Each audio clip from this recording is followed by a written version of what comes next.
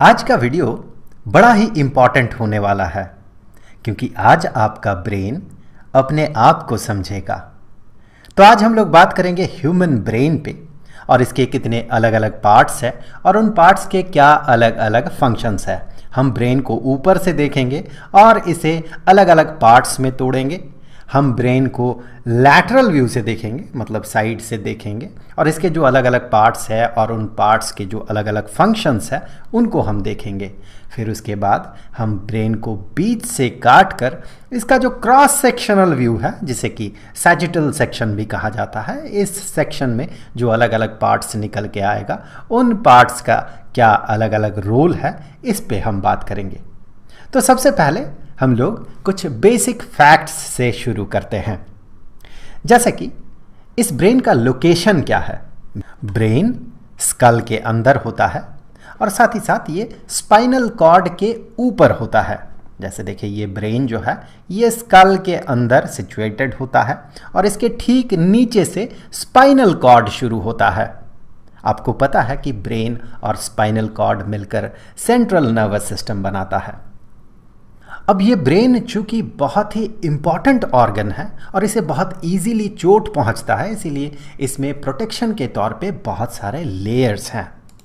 जैसे कि यहाँ हम अगर इस ब्रेन के इस हिस्से को देखें तो सबसे ऊपर प्रोटेक्टिव शील्ड के तौर पे हमारा स्कल होता है। स्कल के नीचे मेनिंजस नाम का एक लेयर होता है। इस लेयर में 3 परत होते हैं, 3 लेयर्स होते हैं इसमें। सबसे ऊपर वाले लेयर को ड्यूरा मैटर कहा जाता है, बीच वाले लेयर को एरेक्नॉइड मैटर और अंदर वाले हिस्से को, जो कि ब्रेन के साथ सटा हुआ होता है, इसे पाय मैटर कहा जाता है। और ये एरेक्नॉइड मैटर और पाय मैटर के बीच में यहाँ पर होता है सेरिब्रोस्पाइनल फ्लूइड। ये एक तरह का फ्लूइड होता है जो कि इसमें एक एक्स्ट्रा प्रोटेक्शन प्रोवाइड करता है।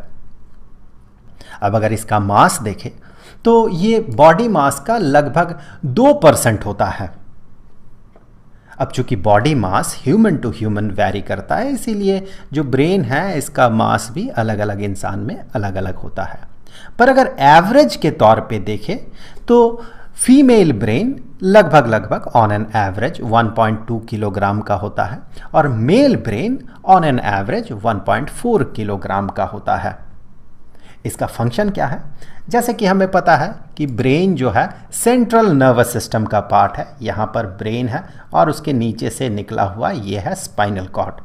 तो इसका जो की फंक्शन है, मेन रोल है, वो मेन रोल ये है कि ये सेंसरी न्यूरॉन के मदद से अपने एनवायरनमेंट से इंफॉर्मेशन लेता है। जैसे कि हमारे आँखों में लाइट सेंसिटिव न्यूरॉन्स होता है जो कि लाइट को सेंस करता है और ब्रेन तक भेजता है। हमारे स्किन में टच सेंसिटिव न्यूरॉन होता है, हीट सेंसिटिव न्यूरॉन होता है। तो ये सारे न्यूरॉन्स जो है अपने एनवायरनमेंट से इंफॉर्मेशन कलेक्ट करता है और उस सेंसरी इंफॉर्मेशन को सेंसरी न्यूरॉन के माध्यम से ये ब्रेन तक पहुंचाता है। मेनली हम कह सकते हैं सेंट्रल नर्वस सिस्टम तक पहुंचाता है। ब्रेन का काम क्या है?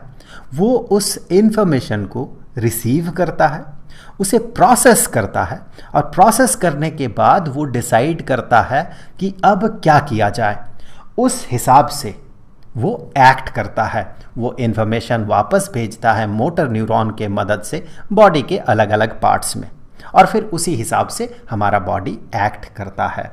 तो हम कह सकते हैं कि ब्रेन सबसे पहले तो अपने एनवायरनमेंट को सेंस करता है थ्रू सेंसरी न्यूरॉन्स, फिर उसे प्रोसेस करता है और प्रोसेस करने के बाद वो मोटर न्यूरॉन के मदद से वो एक स्पेसिफिक तरह का काम करता है according to the situation.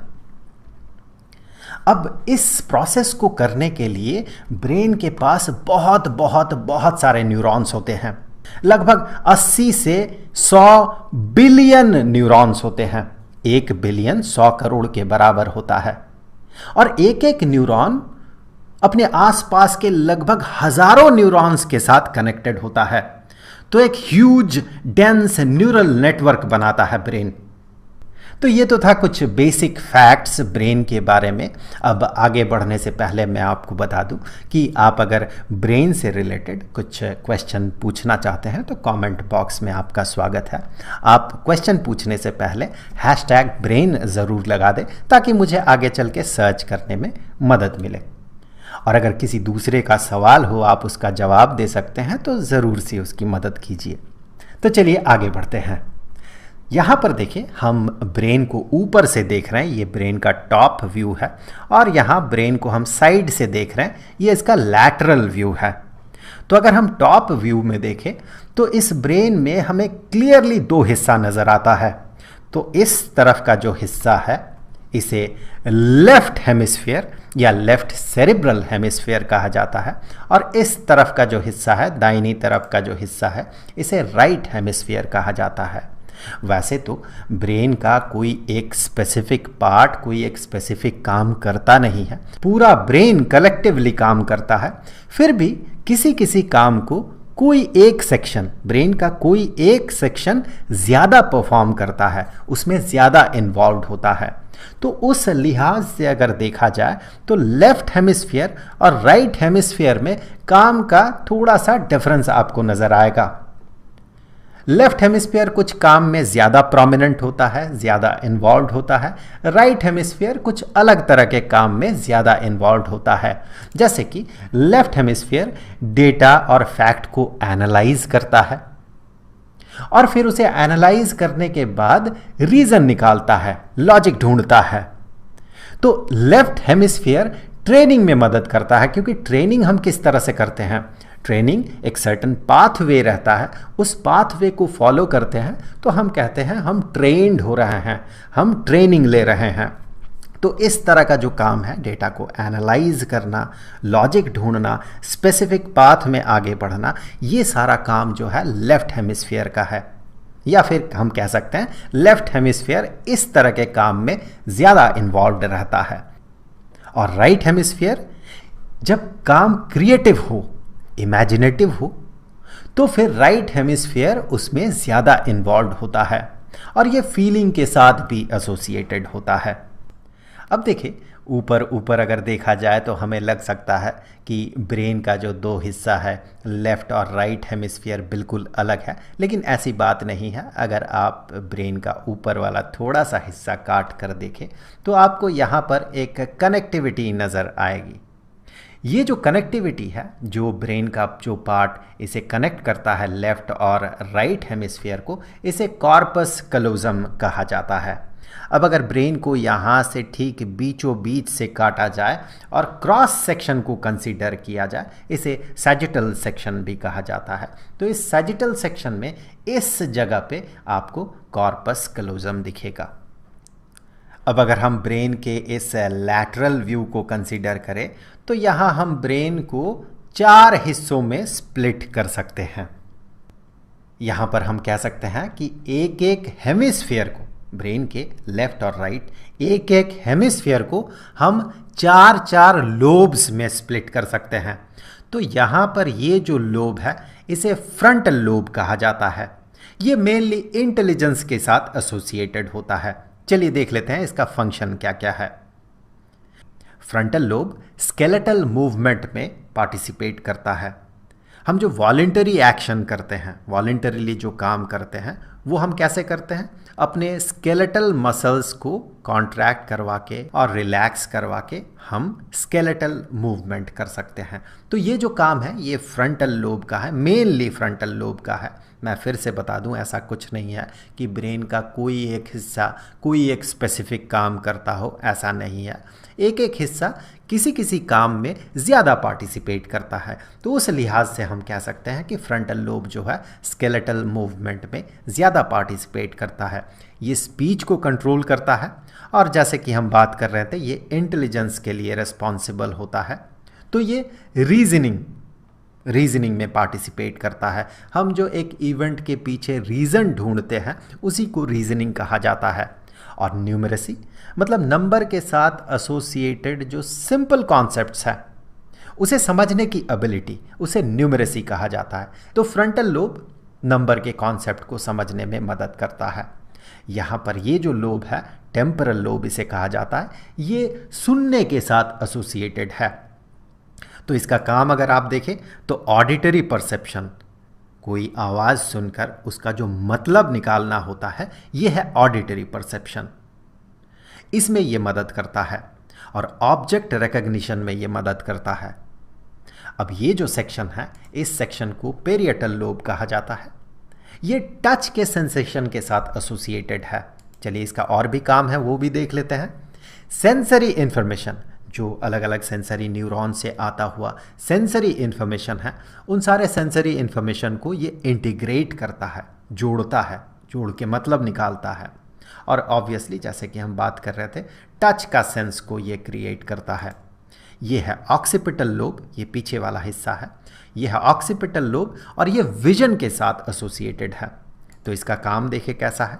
Motion perception, कोई बॉडी अगर मूव कर रहा हो तो वो कितना तेज है, कितना स्लो है, ये परसेप्शन ये क्रिएट करता है ऑक्सीपिटल लोब।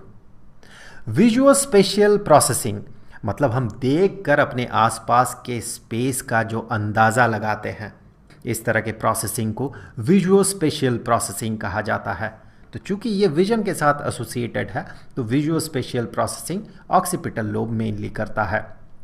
और ये कलर डिफ्रेंशिएशन में मदद करता है, मतलब दो अलग अलग कलर्स को डिफ्रेंशिएट करने में ये मदद करता है।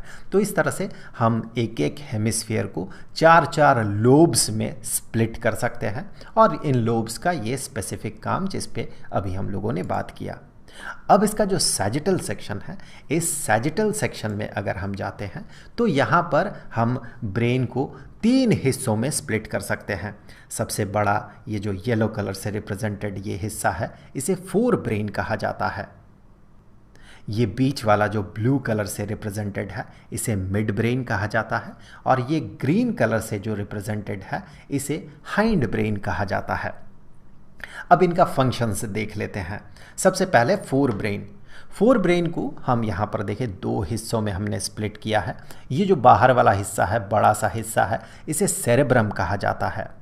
इससे पहले जो हम लोगों ने हेमिस्फीयर को लोब्स में स्प्लिट किया था, वो हमने सेरेब्रम को ही 4 अलग अलग लोब्स में स्प्लिट किया था। तो उनका जो फंक्शन है वही सेरेब्रम का भी फंक्शन होगा। तो हम कह सकते हैं वॉलंटरी एक्शन में सेरेब्रम पार्टिसिपेट करता है, स्केलेटल मूवमेंट में।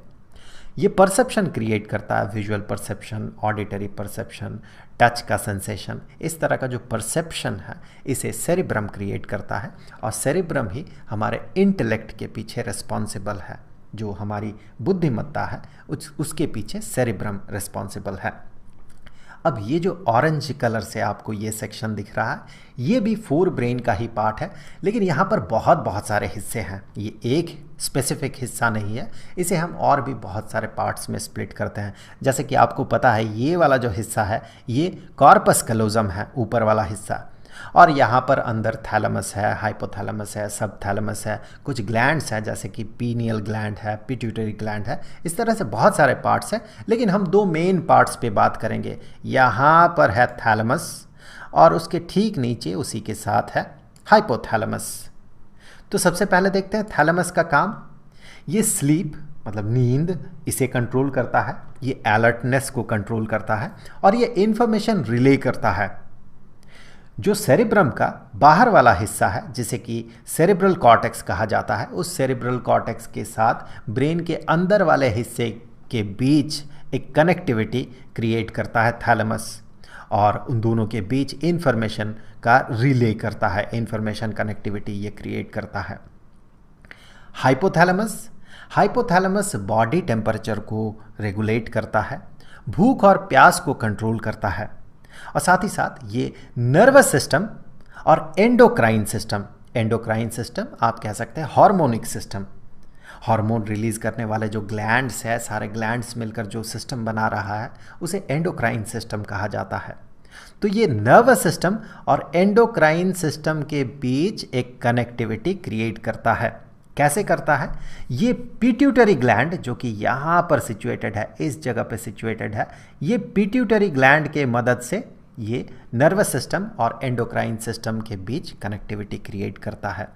ये पिट्यूटरी ग्लैंड से किसी खास सिचुएशन में किसी खास तरह का हार्मोन को सीक्रेट करवाता है और वही हार्मोन अपने स्पेसिफिक टारगेट में पहुंचता है, एक दूसरे हार्मोनल ग्लैंड तक पहुंचता है और वहां से उस स्पेसिफिक हार्मोन को, उस ग्लैंड के साथ एसोसिएटेड हार्मोन को वहां से रिलीज करवाता है। तो इस तरह से नर्वस सिस्टम और एंडोक्राइन सिस्टम के बीच एक कनेक्टिविटी बनता है। अब चलिए आगे बढ़ते हैं मिड ब्रेन की तरफ। मिड ब्रेन जो है ये हमारे मोटिवेशन के लिए रिस्पॉन्सिबल होता है। ये डोपामिन नाम का एक हार्मोन को रिलीज करता है। यही हार्मोन हमारे मोटिवेशन के पीछे रिस्पॉन्सिबल है। और जब हम मोटिवेटेड होते हैं तो एक खास तरह का काम करते हैं और उस काम को करते करते करते करते हम उसके साथ हैबिचुएटेड हो जाते हैं उस काम के साथ। जैसे कि जब आप मेरे जैसे वीडियो क्रिएटर के वीडियोस को लाइक करते हैं और कमेंट बॉक्स में एनकरेजिंग कमेंट लिखते हैं तो इससे क्रिएटर के दिमाग का जो मिड ब्रेन है वो डोपामिन हार्मोन को रिलीज करवाता है। इससे क्रिएटर मोटिवेटेड रहता है और आगे और भी बेहतरीन वीडियो बनाने की वो कोशिश करता है और इसी कोशिश में धीरे धीरे वो हैबिचुएटेड हो जाता है और ज़्यादा से ज़्यादा वो इस तरह का काम वो कर पाता है। अब आगे बढ़ते हैं। यहाँ पर हाइंड ब्रेन है। हाइंड ब्रेन को 3 हिस्सों में स्प्लिट किया जा सकता है। यहाँ पर आपको जो हिस्सा दिख रहा है ये हिस्सा है सेरिबेलम। एक बार आप इस तरह से भी देख लें। यहाँ पर ये जो हिस्सा है ये है सेरिबेलम और फिर यहाँ है पॉन्स और यहाँ पर है मेडुला। सबसे पहले जो पॉन्स है उसका काम देख लेते हैं। पॉन्स और मेडुला जो है इनवॉलेंटरी एक्शन में पार्टिसिपेट करता है। जो ऑटोनोमिक नर्वस सिस्टम है उसके माध्यम से जो अपने आप बॉडी में काम चलते रहता है उसको करने में ये पॉन्स और मेडुला मदद करता है। पॉन्स किस तरह का काम करता है देखें, ये रेस्पिरेशन को रेगुलेट करता है, सांस लेना छोड़ना इसे कंट्रोल करता है। निगलने को कंट्रोल करता है, निगलने का जो प्रोसेस है उसे पॉन्स कंट्रोल करता है। और यूरिनरी ब्लैडर जो है उसे कंट्रोल करता है, उसके कॉन्ट्रैक्शन को, उसके रिलीज को ये कंट्रोल करता है पॉन्स। और फेशियल एक्सप्रेशन को कंट्रोल करता है पॉन्स। अब देखते हैं मेडुला। मेडुला वॉमिटिंग को, कफिंग मतलब खांसना, स्नीजिंग मतलब छींकना, इस तरह के काम को कंट्रोल करता है। अब आते हैं सेरिबेलम। सेरिबेलम इमोशन जैसे कि गुस्सा हो गया, डर हो गया, इस तरह के इमोशन को, खुशी हो गई, इस तरह के इमोशन को सेरिबेलम कंट्रोल करता है, उसके एक्सप्रेशन को कंट्रोल करता है सेरिबेलम। अटेंशन को कंट्रोल करता है, अटेंशन को रेगुलेट करता है ये सेरिबेलम। और मोशन के लिए, हम जब मोशन में रहते हैं, जैसे मान लीजिए हम अगर चल रहे हैं, हम अगर दौड़ रहे हैं, तो जब हम मोशन में रहते हैं तो बॉडी के अलग अलग पार्ट्स को कोऑर्डिनेट करता है सेरिबेलम। क्योंकि बॉडी के अलग अलग पार्ट्स में कोऑर्डिनेशन नहीं होगा तो हम मोशन में नहीं रह सकते, हम चल नहीं सकते। चलने के लिए बॉडी के जो पैर हैं, पैर को एक कोऑर्डिनेशन में रहना पड़ता है, तब जाके हम चल पाते हैं। हाथ को एक सर्टन कोऑर्डिनेशन में रहना पड़ता है, तब जाके हम चल सकते हैं, तब जाके हम दौड़ सकते हैं। तो इस तरह का जो बॉडीली कोऑर्डिनेशन है, बॉडी के अलग अलग पार्ट के बीच जो कोऑर्डिनेशन है, जो कि मोशन के लिए ज़रूरी होता है, तो इस तरह का काम जो है ये सेरिबेलम करता है। तो ये था स्टैंडर्ड 10th बायोलॉजी का चैप्टर कंट्रोल एंड कोऑर्डिनेशन से ह्यूमन ब्रेन का टॉपिक। इस पूरे चैप्टर का प्लेलिस्ट का लिंक आपको नीचे डिस्क्रिप्शन बॉक्स में मिल जाएगा। तो आई होप कि वीडियो आपके लिए हेल्पफुल रहा होगा। तो चलिए मिलते हैं अगले वीडियो में, तब तक के लिए खुश रहें। Good bye.